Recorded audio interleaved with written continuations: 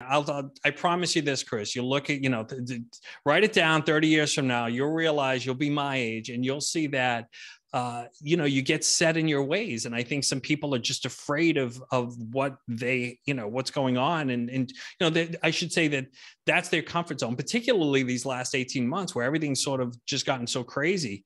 But many of, baby boomers and maybe, my generation, they are, they were forced to have to go virtual. I think a lot of them were in the old days. They were like, we want FaceTime. I want you at your desk. I don't trust you doing your laundry at home and all that sort of thing. But they had no choice. So I think this has been a way to sort of break the iceberg a bit with respect to a bit more flexibility. But courage, it takes courage for leadership to say, look, there's got to be a new way.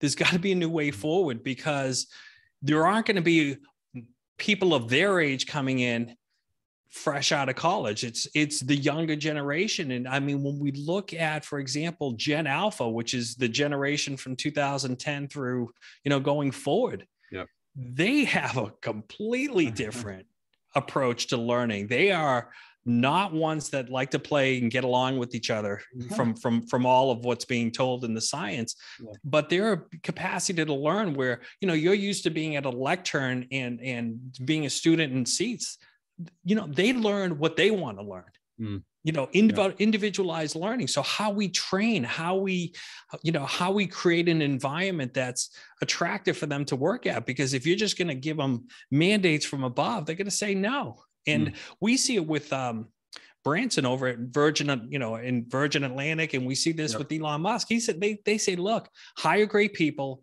put them in a spot where they succeed, and they tell you what to do, not the other way around. And unless you start adopting that mentality, then it's not going to work in the modern world. I can assure you that. And I